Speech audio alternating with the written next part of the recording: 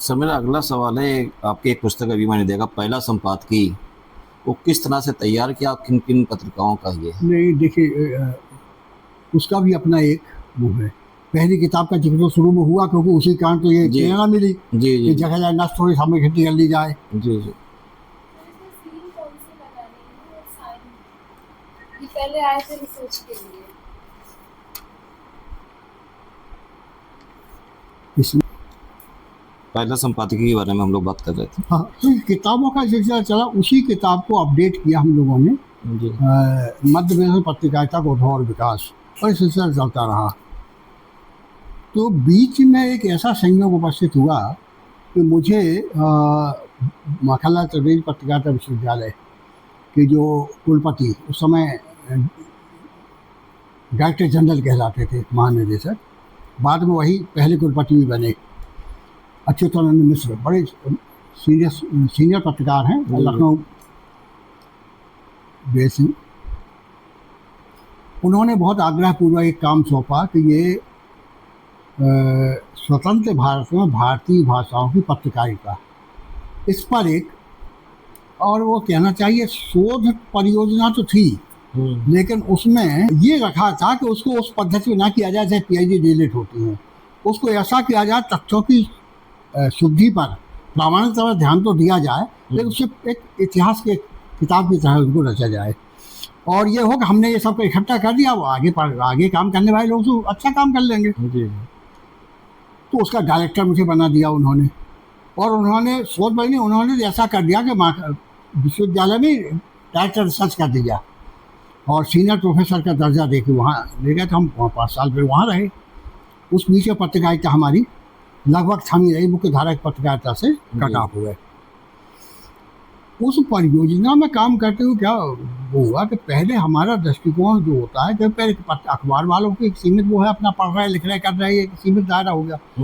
एक विश्वविद्यालय में अलग अलग भाषाओं के पूरे हिंदुस्तानी लगभग 500 लोगों के साथ मिलकर काम किया। जब काम किया तो हर एक की भाषा अलग, हर एक की लिखने का ढंग अलग, सोचने का ढंग अलग, काम करने का ढंग अलग। और फिर हमें ये भी देखना है कि वो रहे वही जो विषय सौंपा गया था, उससे बाहर ना जाए बात। तो एक तरह से उससे अपने हमारा मस्तिष्क भी खुला, खिड़की दरवाजे थोड़े ज़्यादा खुल गए, और एक समन्वित रूप में स्वरूप में काम करने का, 4 लोगों के साथ काम करने का जो अनुभव है वो वहाँ हुआ। इसी बीच में ये करते करते हमारी एक योजना थी कि हिंदी भारत में पत्रकारिता का इतिहास लिखा जाए।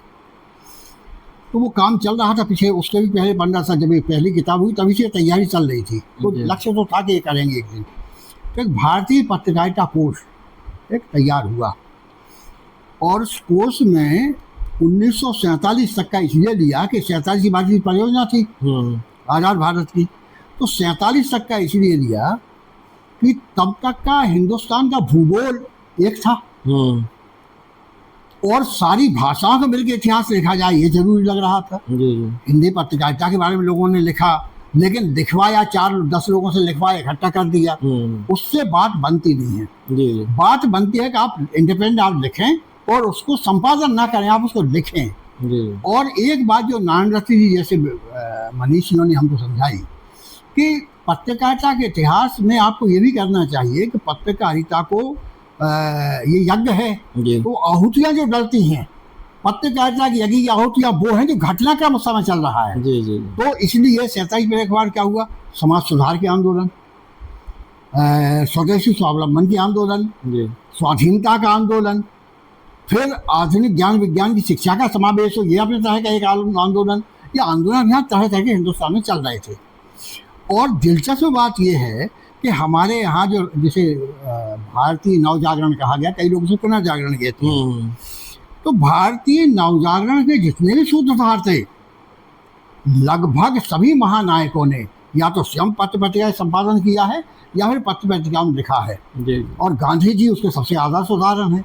तो जो अभियान या आंदोलन वो शुरू करते थे, जिस मुद्दे पर वो पहल करते थे, पहले उसे हरिजन में या नवजीवन में, यंग इंडिया में, वो वहाँ भी इंडियन ओपिनियन में, दक्षिण अफ्रीका में प्रयोग कर चुके थे, या दूसरे अखबारों में भी। तो वो पहले उसको लिख देते थे, और जब लिख के लोगों तक पहुँच गए उसका प्रतिक्रिया मिलती थी। सहमतियां मिलती थी, असहमतियां भी मिलती थी, आलोचना भी होती थी, और गांधी सबके प्रति बड़े खुले थे। तो जब ये सारी चीजें देखी तो एक तो ये मिला, दूसरा ये महत्वपूर्ण एक चरित्र मिला लोकमान्य तिलक का, जी कि जब 1857 की जो पहली क्रांति को कुचल दिया गया, बड़े बुरी तरह निर्ममता पूर्वक दमन हुआ, प्रताड़ना बहुत हुई, और भारत को निहत्था कर दिया। जब आर्म्स एक्ट बनाया तो आपको चाकू भी नहीं रख सकते थे आप। जी जी तो उस गिरे हुए मनोबल को उठाने का काम, उसको झकझोरने का काम जो आत्मा को था, वो लोकमान्य तिलक ने किया। केसरी मराठी अखबार और मराठा अंग्रेजी अखबार, और हुंकार भरी उन्होंने क्या, स्वतंत्रता हमारा जन्मसिद्ध अधिकार, हम इसे लेकर रहेंगे। फिर जब 144 धारा में उनका 4 से ज़्यादा इकट्ठे नहीं हो सकते, तो उन्होंने गणेशोत्सव शुरू कर दिया। जब भगवान की आरती कर रहा है तब से इकट्ठा होने दोगे। तो ये जो ये सारे नायक महानायक जितने थे, कहीं ना कहीं ये किसी अखबार से जुड़े रहे, अखबार के संपादक रहे, अखबार के प्रकाशक रहे, ये सारे काम हुए। जब ये हुए तो लगा कि हाँ लक्ष्य तो ठीक है, लेकिन मेहनत और ज़्यादा होगी। जी तो नए सिरे से तैयारी की। केवल हमको ये नहीं था, नहीं ये अखबार या ये पत्रिका फला जगह से निकली, इसके विषय ये होते थे, इसके संपादक ये थे, पहले ये थे, बाद में ये थे, तब तक निकली, ये बंद हो गई, ये अकेला इतिहास नहीं है, ये सूची पत्र है। जी जी इतिहास मतलब वो सारी घटनाएं, इसकी कहीं ना कहीं पृष्ठभूमि का उसमें जिक्र होना चाहिए, उससे जुड़े घटनाक्रम के संदर्भ में करना चाहिए। तो चाहे वो लोकमान्य तिलक की पत्रकारिता हो, गणेश महात्मा गांधी की पत्रकारिता हो, गणेश के विद्यार्थी, माखनलाल चतुर्वेदी, आपके पराडकर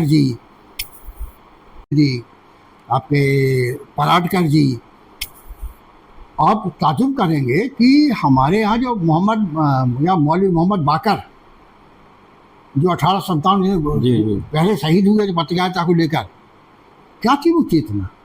अजीमुल्ला खां जो पयाम आज़ादी, तो इतनी सारी भाषाओं, फिर लगा कि नहीं अंग्रेजी के जो अखबार थे इनका विवरण तो लेना है, लेकिन अंग्रेजी के अखबारों की भूमिका लगी। कुछ अखबारों को छोड़कर, लीडर या हिंदू जैसे, बाकी सब तो उनके थे, एंग्लो इंडियन कंपनियों के अखबार थे, अंग्रेज परस्त अखबार थे, वो उन्हीं की बात कर रहे थे। तो लोग कहते हैं मुख्य धारा में ये सब नहीं होता है, लेकिन वो बचते हैं और वो सरकार परस्ती करते हैं। ये अध्ययन के बाद लगा कि हाँ अब बनती है बात, तो भारतीय पत्रकारिता वो सामने आया। उसके बाद फिर ये हुआ कि जगदीश प्रसाद चतुर्वेदी जी ने पहले हमको बहुत पहले चिट्ठी लिखी, जो मध्य प्रदेश पत्रकारिता का उद्भव और विकास किताब था। उनकी उस समय उनकी सलाह थी, चिट्ठी लिखी उन्होंने, कि ऐसे 20-25 हिंदी के अखबार और पत्रिकाएं छाटी जाए। उनका पहला संपादकीय, उस समय संपादकीय पहला जो होता था वो अखबार की या पत्रिका की दिशा बताता, उसके उद्देश्य या उसकी निष्ठा, उसका मिशन, इसका वो परिचय देते थे, हम इसलिए निकल रहे हैं। अब होता नहीं है वो सब। तो बहुत दिमागी बात हुई। जब ये हुआ तो इसी साथ साथ उसकी तैयारी हो गई। जी जी तो उसमें ऐसे अलग अलग कालखंडों के, ऐसे हमने 20 समाचार पत्र पत्रिकाओं के पहले संपादकीय लिए, उन पर छोटी छोटी टिप्पणियाँ लिखी उनकी, और वो एक किताब पहला संपादकीय बन गई। लेकिन बड़ा काम वो था जिसके भीतर से ये निकला था, वो था भारतीय पत्रकारिता कोर्स 2 भागों वाला। और अब तो वो भी 1907-8 में छपा था, 9 में। वो भी अब आउट ऑफ स्टॉक हो गया होगा। और मिंटो हाल तो मध्यप्रदेश की राजनीति की कहानी है, वो हमारी पत्रकारिता के साथ साथ जो हमारी जो समझ थी वो उसके कारण वो बनी है मिंटो हाल। लेकिन एक और मिंटो हाल तो मध्यप्रदेश की राजनीति की कहानी है, खासतौर से उसमें 1956 के बाद का। जी जी वो भी एक प्रामाणिकता में लोग बहुत उसको स्वीकार करते हैं। उसके पहले एक काम हमको मिला था भारतीय हैवी इलेक्ट्रिकल्स लिमिटेड से। ये लोग चाहते थे कि यहाँ भोपाल इकाई जो इनकी है BHEL की, इस पर कोई किताब बने। लेकिन एक बंगाली महाशय उसके यहाँ ED थे उस समय, उनका कहना था कि ये जो दूसरी जगह की कंपनियाँ या उद्योग वाले कर रहे हैं, अपना इतिहास लिख के वो नहीं करना है। हम चाहते हैं कि ऐसा कुछ लिखा जाए कि भोपाल की तरक्की में, भोपाल के समाज के जीवन में कहीं तो स्थान होगा सब भारत से। उसको भेल उद्योग पूरी हम लोग कहते हैं, ये सही बात है। तो उस जैसे अध्ययन किया, तो वो काम मुझे सौंपा गया, इसको आख्यान शैली में लिखें। तो हम लोग 1000 साल का वो कथा एक तरह से किस्सा गोई के शैली में लिखी, राजा भोज से लेके अब तक का। वो भी बड़ी चर्चित किताब रही और लोग उसको काफ़ी पसंद करते हैं। जी जी पहला संपादकीय तो देख ही गया पूरा। फिर ये हुआ कि जब इनकी पहली प्रेस कॉन्फ्रेंस हमारे अच्युतानंद जी ने वहाँ दिल्ली में की, जी जी ये परियोजना शुरू करने के बाद उससे पूछा गया कि भाई आज़ादी के बाद का क्यों कर रहे हैं आप, उसके पहले का? तो उन्होंने बड़े गर्व के साथ कहा था कि आज़ादी तक की पत्रकारिता के इतिहास है, उस पर सेपरेट संग्रहालय और सिंधिया जी बहुत काम कर चुके हैं, उस काम को करने की जरूरत है। वो इतना काम किया है तो सबसे बड़े उसके जो पारखी हैं कृष्ण बिहारी मिश्र जी और नानरथ जी, दोनों ने मान लिया कि इससे बेहतर काम इस पर नहीं हुआ है। बाद में राम बहादुर राय या कमलेश्वर, इन लोगों ने यही मान लिया कि पत्रकारिता पुराण है वो। जी जी लेकिन अब उसके बाद अब तो हो गया करीब 35 साल।